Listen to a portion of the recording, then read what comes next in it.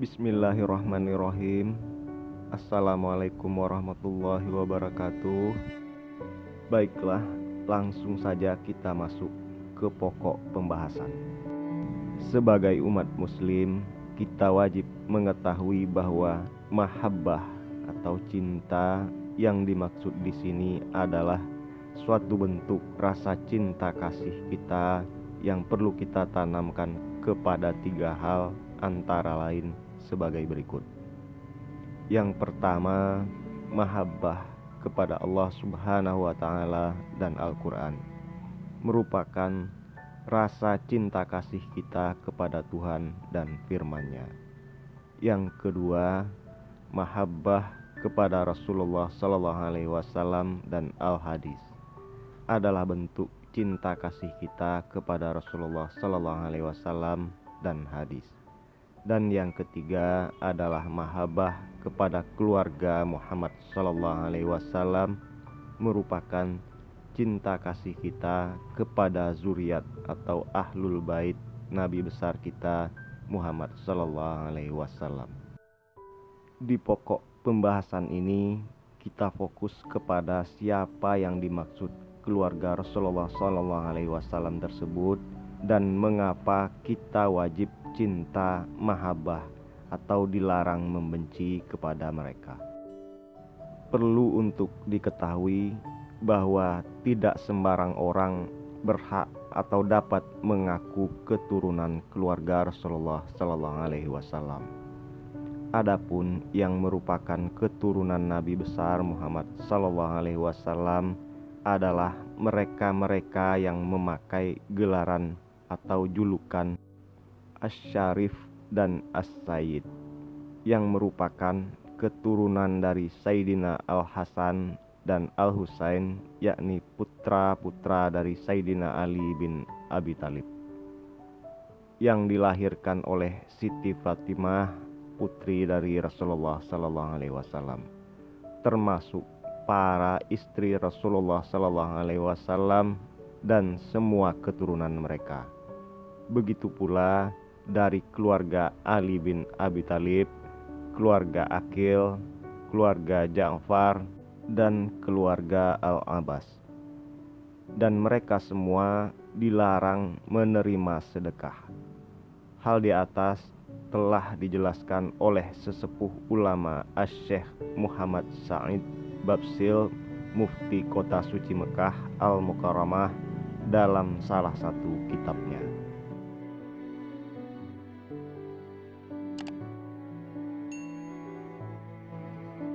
Sebagaimana kita ketahui, Sayyidina Ali bin Abu Thalib adalah sepupu dari Rasulullah Sallallahu Alaihi Wasallam yang kemudian dijadikan menantu oleh beliau, dan sebagai sahabat Nabi yang akrab, juga merupakan khalifah Rasulullah yang keempat, dengan mendapat julukan dari Nabi Muhammad Sallallahu Alaihi Wasallam sebagai Babul Ilmi atau pintu ilmu.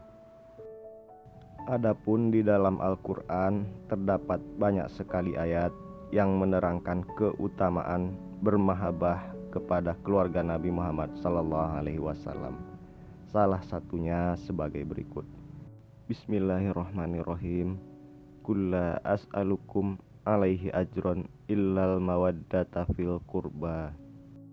Yang artinya, katakanlah ya Muhammad, aku tidak diperintah meminta upah darimu kecuali kamu berbuat kebajikan, cinta mahabbah kepada keluarga. Dari keterangan ayat di atas dapat kita mengerti bahwa orang terutama harus mencintai keluarga junjungan kita Nabi besar Muhammad Sallallahu Alaihi Wasallam. Jika Nabi mencintai dan menyayangi umatnya, maka sudah selayaknya kita sebagai umatnya mencintai keluarga beliau. Dengan mencintai keluarga Rasulullah Sallallahu Alaihi Wasallam, artinya kita sudah menyenangkan hati Rasulullah Sallallahu Alaihi Wasallam. Niscaya Nabi pun senang kepada kita. Maka dapat dipahami dari wajib mahabbah tersebut, artinya kita dilarang membenci keluarga beliau. apalagi menyakiti hati mereka, baik dengan perbuatan maupun lisan. Jangankan terhadap keluarga Nabi, menyakiti dan membenci sesama makhluk saja dilarang di dalam agama, karena termasuk pada perbuatan yang zolim, dan perbuatan zolim tersebut sangat dibenci dan dimurkai oleh Allah Subhanahu wa Ta'ala. Firman Allah Subhanahu wa Ta'ala yang artinya, sangatlah murkaku kepada siapa orang-orang yang berbuat zalim. Mereka tidak mendapat pertolongan selain dariku. Dari Imam Syafi'i radhiyallahu anhu, ya ahli bait Rasulullah, mencintaimu merupakan suatu perintah yang fardu dari sisi Allah dalam Al-Quran yang telah diturunkannya. Dari Anas bin Malik radhiyallahu anhu, bahwa Rasulullah sallallahu alaihi wasallam ketika menikahkan Sayyidina Ali dengan Siti Fatimah radhiyallahu anhu, Nabi mendoakan keduanya. Katanya, mudah-mudahan Allah mengumpulkan kamu berdua dalam himpunan yang paling baik, serta Allah memuliakan pengikutmu. Allah memberikan keberkatan kepada kamu berdua, mempunyai banyak keturunan yang baik-baik. Lalu Anas bin Malik berkata lagi, demi Allah, benar-benar Allah Subhanahu wa Ta'ala mengaruniakan kepada keduanya mempunyai keturunan keluarga besar dan menjadi orang yang terhormat. Sabda Rasulullah sallallahu alaihi wasallam bahwasanya Allah Subhanahu wa Ta'ala telah menjadikan keturunan tiap-tiap nabi dari tulang sulbi nabi itu sendiri. Akan tetapi Allah menjadikan zuriat keturunanku dari sulbinya Ali bin Abi Thalib radhiyallahu anhu.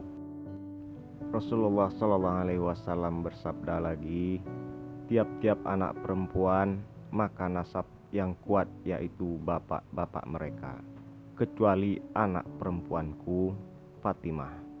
Akulah walinya, akulah nasab yang kuat, karena aku adalah ayahnya. Adapun kelebihan dari keluarga Rasulullah sallallahu alaihi wasallam tersebut dapat kita ketahui dari beberapa kitab lainnya yang muktamad, seperti di bawah ini.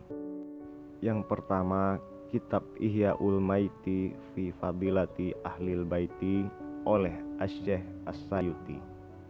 Yang kedua, kitab Jawahirul Iqda'in oleh As-Said As-Samhudi.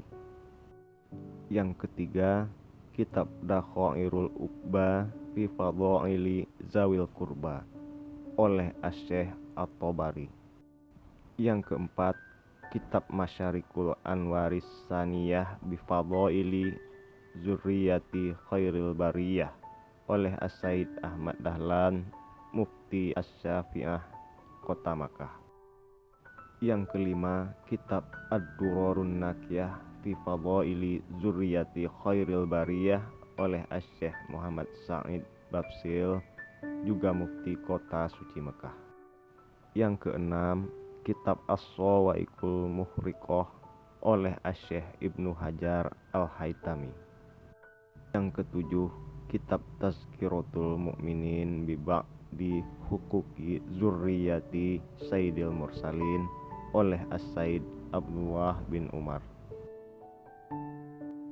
Dan tentunya masih banyak lagi kitab-kitab hadis lainnya yang tidak sempat dicantumkan.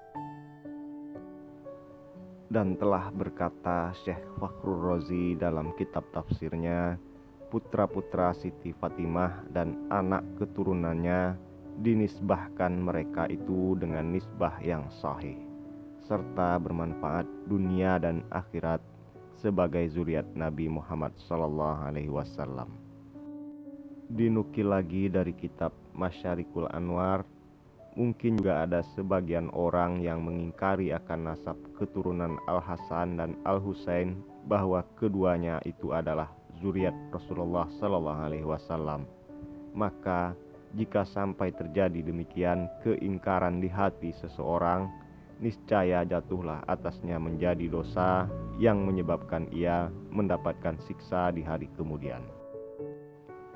Hadis riwayat Muslim dan Tirmidzi bahwa Nabi Muhammad SAW bersabda, "Aku tinggalkan kepada kamu dua perkara yang sangat berat."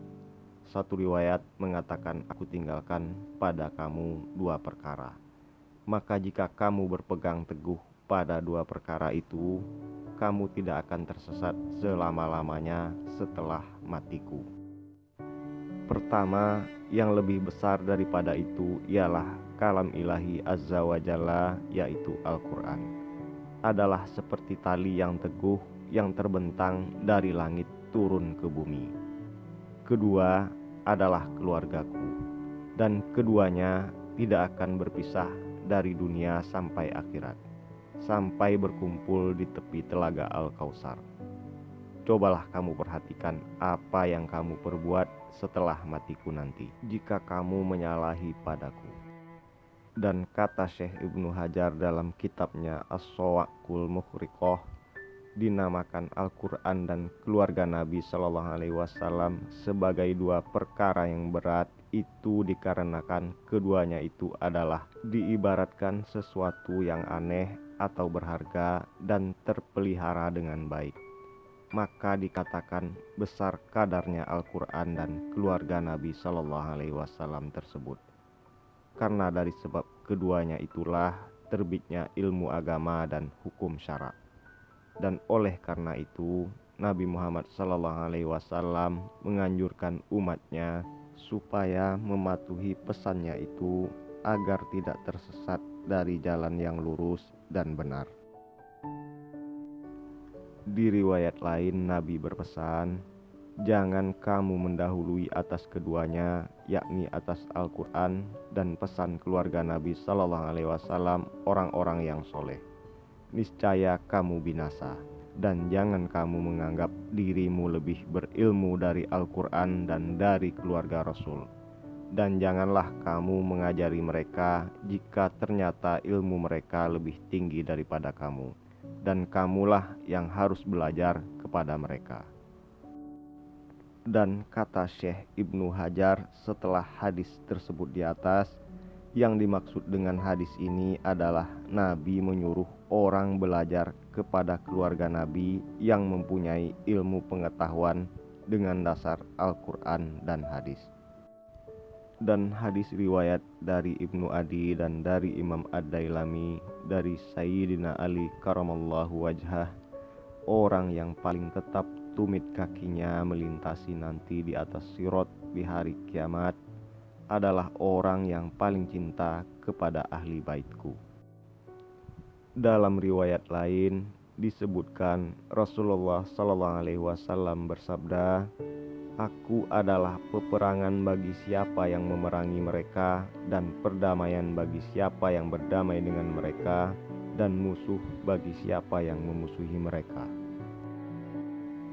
Dijelaskan juga di lain riwayat bahwa Rasulullah SAW meletakkan selimut ke atas mereka Sayyidatuna Fatimah, Sayyidina Ali, Sayyidina Hasan dan Husain, juga tangan yang mulia beliau di atas mereka. Lalu berdoa, "Ya Allah, sesungguhnya mereka adalah keluarga Muhammad. Maka jadikanlah segala salawat dan keberkatanmu atas keluarga Muhammad. Karena sesungguhnya engkau sangat terpuji lagi maha perkasa." Dalam riwayat lain menyebutkan Rasulullah SAW bersabda, "Tidak seorang hamba pun beriman denganku dan tidak seorang pun mencintaiku sehingga ia mencintai ahli baitku." Dan dari riwayat Abu Sa'ad Al-Khudri oleh Imam Ad-Dailami dinyatakan sabda Rasulullah SAW, "Allah Subhanahu wa Ta'ala sangat murka kepada siapa yang menyakiti aku." Sedangkan Imam Al-Hakim dari sahabat Abu Hurairah menyatakan sebuah hadis yang mengutip sabda Rasulullah SAW, sebaik-baik kamu adalah yang terbaik sikap kamu terhadap ahli baitku sepeninggalanku nanti. Dan berkata pula Syekh Ibnu Hajar di dalam kitabnya bahwa sekalian ulama besar terdapat di dalam hati mereka itu mahabbah yang sempurna terhadap Rasulullah SAW dan terhadap keluarga beliau. Karena para ulama itu memiliki kecemerlangan ilmu yang berlimpah dan mengetahui bahwa turunan Nabi SAW itu adalah pilihan. Mereka memandang kepada keturunan Rasulullah SAW di zaman mereka dan juga di zaman mendatang.